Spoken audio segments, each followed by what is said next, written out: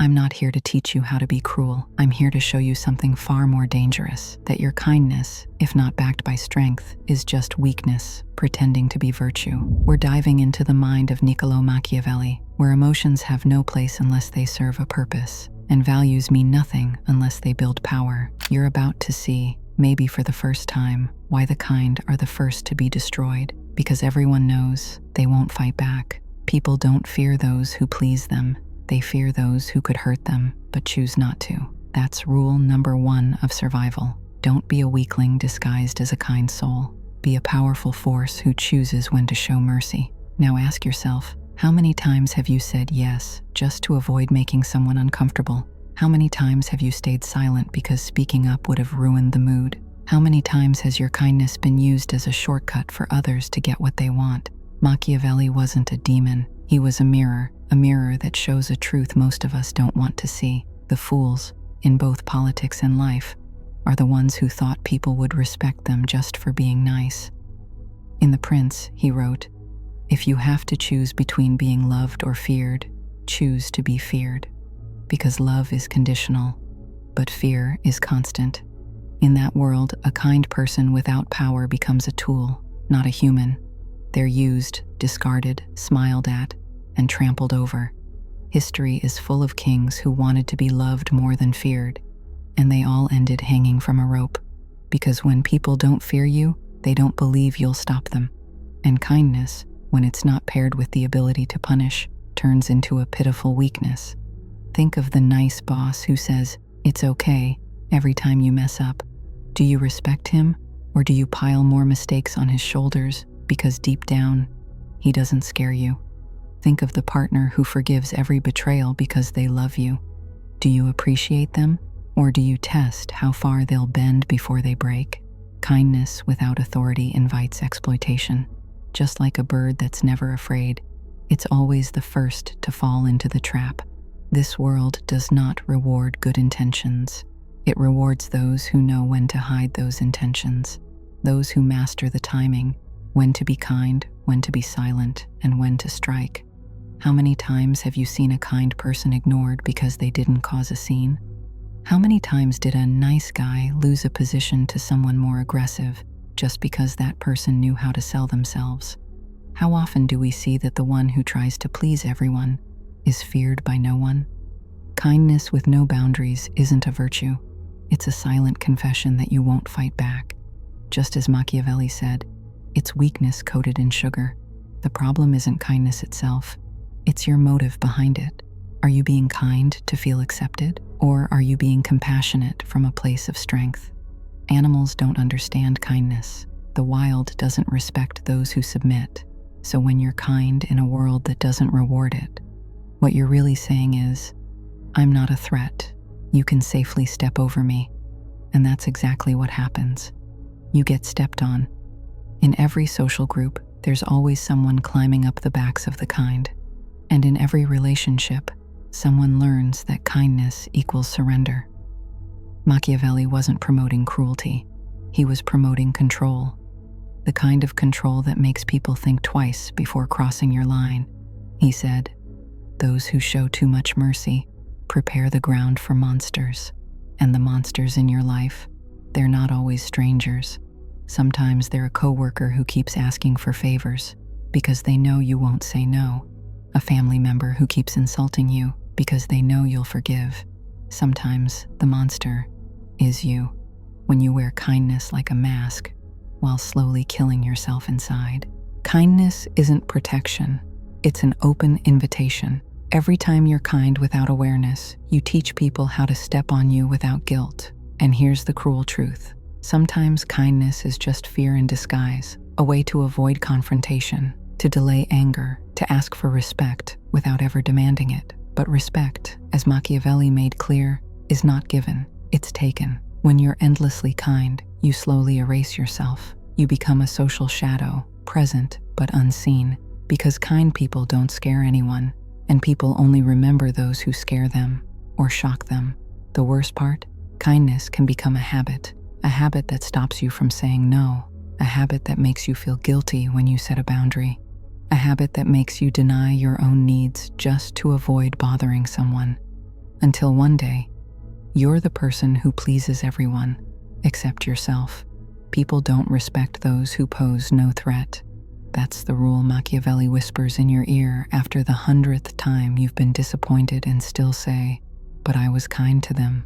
Why? The answer: because you were only kind. So yes, keep your kindness, but make it a sword wrapped in silk, not a cushion thrown beneath their feet. And remember this: the world doesn't respect anyone who can't scare it when necessary. In a world that only grants respect when you can intimidate, and only goes quiet when you make it fear, kindness becomes the first step toward slow destruction. The kind are not angels, they're lunch. Machiavelli lived in an age of chaos and betrayal, and he wasn't cruel. He was realistic to the point of brutality. He didn't believe in ideals. He said it plainly. If you want to be respected, learn the art of controlled cruelty. Kindness, when it's unconscious, becomes an open confession of weakness, like raising a white flag before the battle even starts. Machiavelli didn't hate kindness. He hated kindness that doesn't know when to stop, the kind that comes from a need to be liked, not a clear view of the world. The nice person often doesn't truly want good.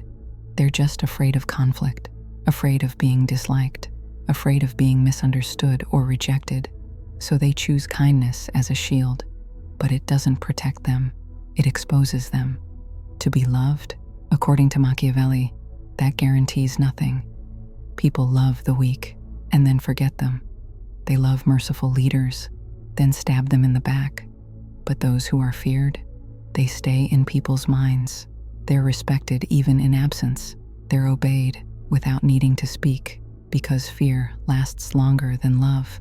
Take the story of Louis XVI, a kind-hearted king who wanted to please his people, to show mercy and softness. In a moment when he should have shown strength, he hesitated. He gave in. He showed weakness when he should have terrified them. And the result? He lost his head.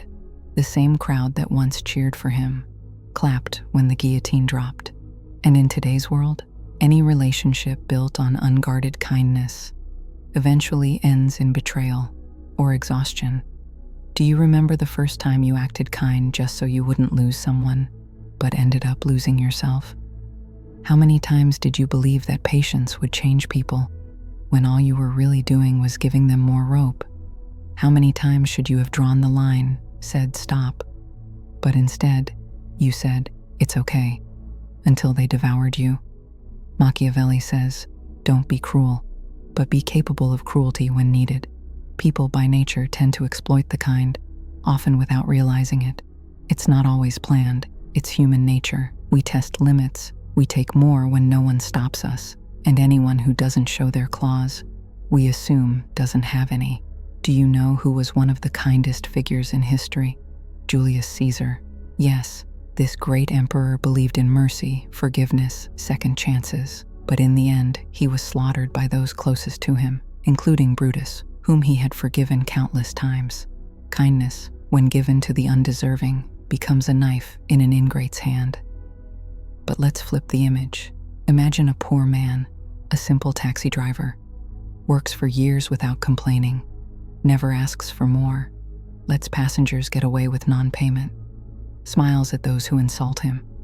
Everyone likes him, but no one respects him. One day, a passenger steps in, insults him, threatens him, and he just smiles. Why? Because he's used to being the nice guy. A few days later, the driver is found murdered, robbed, humiliated. The police say he had no enemies, but the truth, he had no boundaries, and people don't fear those who don't draw lines. A real story from Argentina. A receptionist, always smiling, always taking pressure from customers, enduring coworkers' behavior, doing tasks that weren't her job, just because she was nice. Years pass. Others with less experience get promoted. She stays in the same place. One day, she finally asks for what she deserves. They tell her, "You're doing great where you are. Just don't complain." Because they never saw strength in her, only comfort. Kindness that doesn't scare anyone becomes a comfort to others, but a burden to yourself. So many people will praise your kindness when it serves them and trample on it the moment it stands in their way. They'll say, "You're different. wonderful, kind, until you disagree with them on one small thing. Then suddenly, your kindness becomes stupidity in their eyes. In the end, Machiavelli didn't say, "Be cruel all the time." He said, "Be capable of cruelty when you need it. Don't make mercy your only law.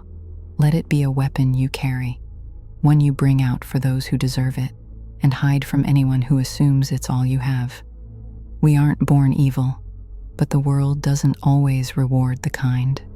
Sometimes the kind are the first to fall, the first to be drained, the first to be forgotten.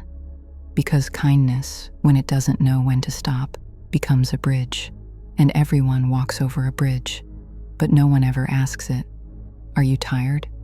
In the next part of this video, we'll arrive at the question you must answer for yourself. Will you stay a beloved doormat, or become someone respected and feared? But no one tells you this. Kindness, when not protected by fear, becomes an invitation to greed. It's like saying to others, "Come closer, there's nothing guarding me." People don't hate the kind, but they learn from your silence, from your hesitation to say no, from your need to please everyone, that you are breakable, that the more they get close, the weaker you become. The more you smile, the more you ignore disrespect, the more you explain yourself instead of setting boundaries, the more people realize this person will always stay, no matter what, because they can't stand being disliked. Machiavelli said it plainly. If you must choose between being loved or feared, choose fear. Because fear, when it fades, only fades to the edge of your limits. But love dies the moment you fail someone's expectations, the moment you say no, the moment you stand alone. And that's when the person you loved most tears you apart. Love without fear becomes disposable. Respect built on compromise crumbles. Every time you offer kindness unconsciously, you're not building a relationship. You're digging a grave for your self-worth. There once was a man in a king's court, famous for his kindness. He never said no, helped everyone, smiled at everyone. He thought this would make him untouchable. Then chaos broke out. Panic spread through the palace, and the king needed a scapegoat. Guess who they chose? The kind man. Why? Because he had no enemies, and no one to defend him. Everyone liked him, but no one feared him. He fell quickly, and he wept. Not because he was wronged, but because he was shocked. How could people stab me when I loved them? The answer is simple. Because you taught them not to fear your kindness. You never set boundaries, so they walked in. The nice manager gets forgotten, the kind partner gets used, the soft friend gets deceived. Not because they're weak, but because they thought kindness alone could protect them from betrayal. They never realized some people only respect what can hurt them, what can get angry, what can say no, not because you're cruel, but because you protect your kindness with teeth. Machiavelli didn't reject mercy. He simply asked, mercy, for whom and when? Is it a strength or a surrender? Every fallen civilization started by glorifying kindness. Even as invaders marched through the gates, the people sang songs of peace. But peace without protection is worthless. It's like a house with no doors, a garden with no fence. Machiavelli warned, he who shows too much mercy prepares the ground for monsters.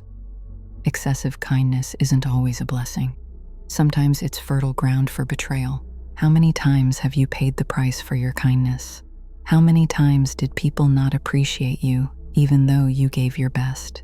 How many times did you say, "I don't ask for much, just treat me how I treat you"? The problem is, you forgot a simple law. People don't see you as you see yourself. They see you as you train them to. If you train them that your kindness has no price, no limits, no danger, they won't treat you like a person. They'll treat you like a tool, and tools are reused until they break. The king who only wants to be loved falls when the people revolt. But the king whose presence inspires fear and awe, even their love becomes deeper because it's mixed with respect. Machiavelli isn't saying, be cruel. He's saying, don't be kind unless your kindness has power behind it. Real mercy is not given for free. It's given when it means something. when the thought of losing it terrifies others.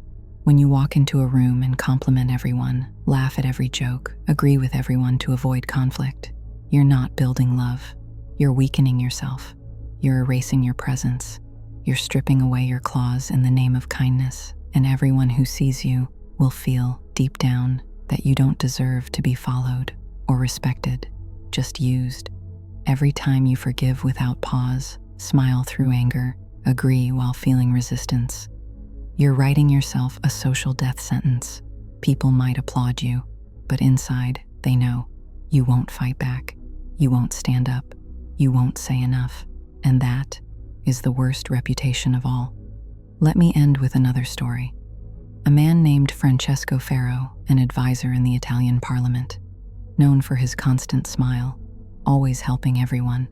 At first, they all loved him, but over time, he became the weakest link, because whenever debates got heated, he stayed silent. Whenever he was pressured, he agreed. Whenever there was injustice, he justified it, until eventually his presence became meaningless. And when a political purge began, no one remembered him, no one defended him, not even the people he helped, because he wasn't a force, he was a shadow, and his fate, quiet elimination.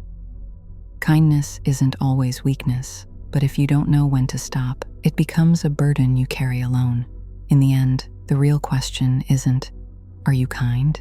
It's, is your kindness respected? Do people fear losing it? Or do they assume you'll always be there, even after they hurt you? Because no one counts how many times you were kind.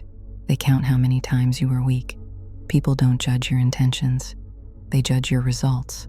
Don't ask them, did you like my kindness? Instead, watch. Did they respect my limits? Machiavelli didn't write for soft hearts. He wrote for sharp minds. He didn't teach how to be loved. He taught how to survive in a world where the strong devour the weak with a smile.